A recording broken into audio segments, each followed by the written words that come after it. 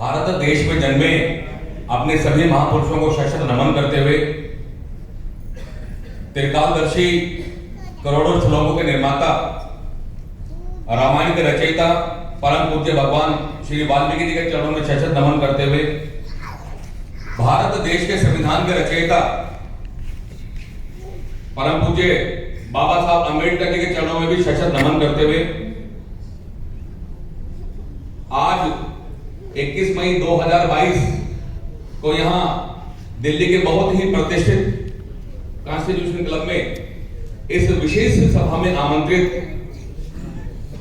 मंच का संचालन कर रहे भाई उमेश जी, त्रिलोकपुरी विधानसभा के लोकप्रिय विधायक भाई रोहित महरोले जी, और अभी हम सबने अंबेडकर नगर विधानसभा से विधायक आदरणीय अजय दत्त जी को भी सुना, और हमारे सामने बैठे हुए जैसे कि पता चला है कि इस भारत देश के कोने कोने से आए हुए सभी हमारे बुद्धिजीवी समाज के प्रति बड़ी निष्ठा और लगन से कार्य कर रहे इस हॉल में बैठे हुए सभी गणमान्य व्यक्तियों को, अपने सभी माता बहनों को आप सबके सामने अपना सिर झुकाकर आप सबके चरणों में नमन करता हूं। सबसे पहले मेरे लिए तो बड़ी खुशी की बात है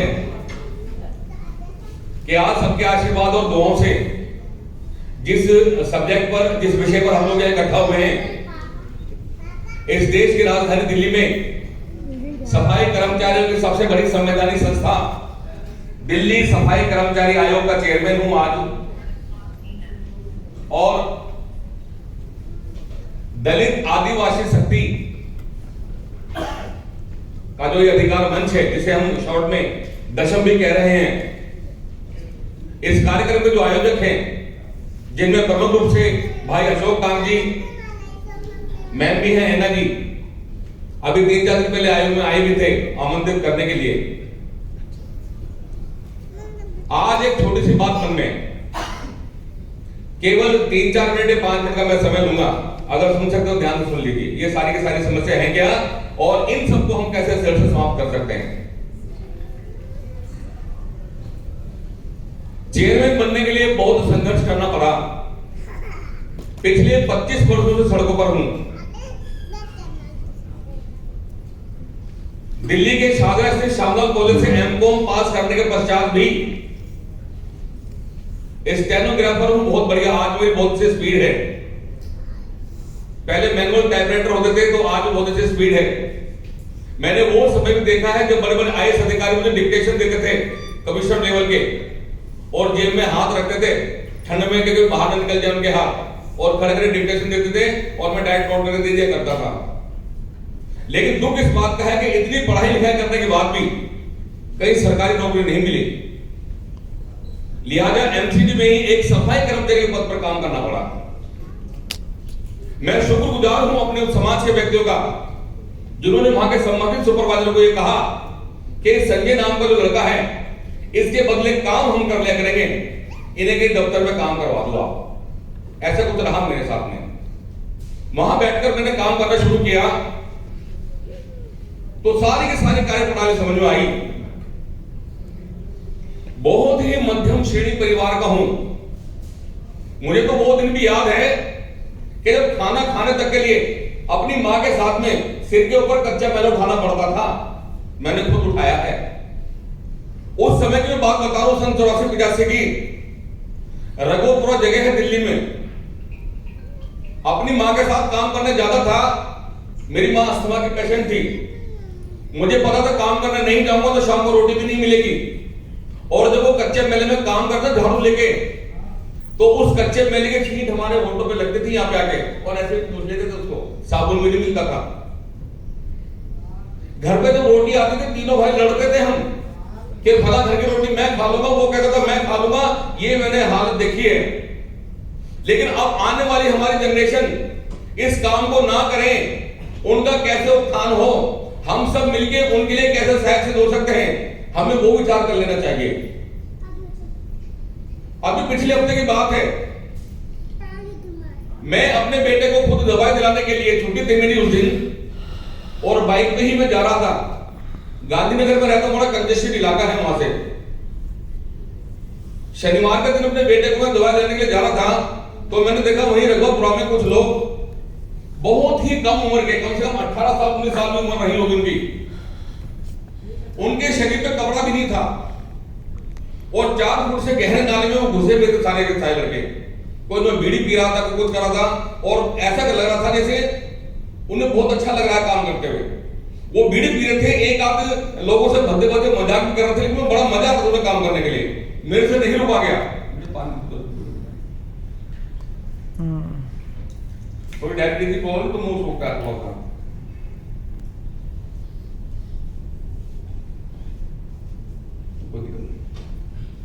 मैंने बाइक रोकी और वीडियो फिल्म बनानी शुरू की, लेकिन आप यकीन करना मैंने मास्क लगा रखा था, लोग नहीं पहचान पाए और बहुत भद्दे तरीके से मुझे कहा, हाँ भाई क्या कर रहा है, चला गए। ये पिछले शनिवार की मैं बात बता रहा हूं। खैर मुझे पता था ये मेरे ही समाज के लोग हैं। मैं रुका वहां पे, मैंने जैसे मास्क हटाया उन्होंने मुझे पहचान लिया, हाथ जोड़ के खड़े हो गए कि चेयरमैन साहब नमस्कार। लेकिन मुझे बड़ा दुख लगा और मैंने 2 दिन बाद बड़ा इत्तेफाक रहा कि अशोक जी और मैम नैना जी वहां ऑफिस में जब आई, मैंने किस्सों के साथ शेयर भी किया कि अशोक जी मैंने परसों ये हालत देखी वहां पे, हम क्या कर सकते हैं मदद के लिए। चेयरमैन होने के नाते मैं रोजाना देखता हूं कि 2 कर्मचारी वहां सीवर में वहां उनकी डेथ हो गई।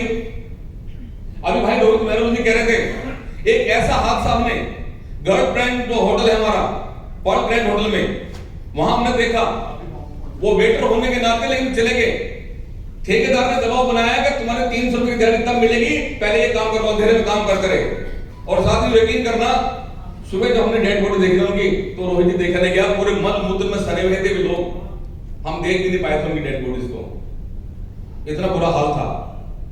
इन सब पे अंकुश कैसे लगे, इन सब की रोकथाम कैसे हो, हमें आज हॉल के बाद तब जाना चाहिए जब एक अच्छी सोच, एक अच्छा विचार लेके हम सब लोग उठे यहाँ पे।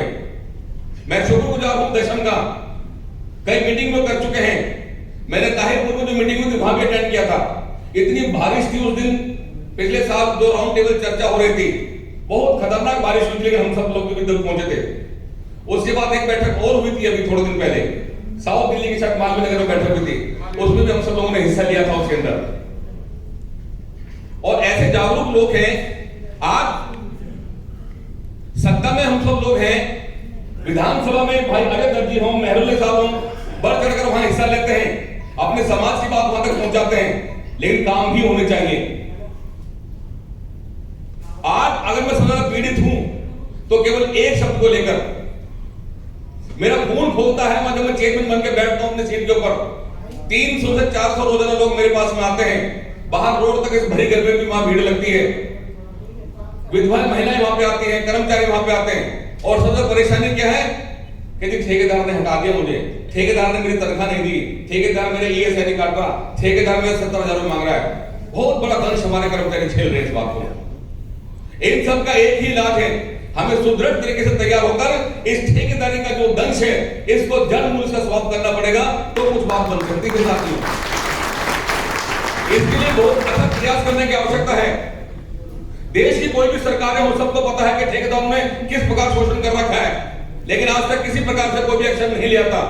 इन सब का केवल और केवल एक ही बात है कि हम सबको एकजुट होना पड़ेगा। आज चेयरमैन होने के बाद भी शाम को 5-6 बजे किसी न किसी विधानसभा में निकल जाता हूं।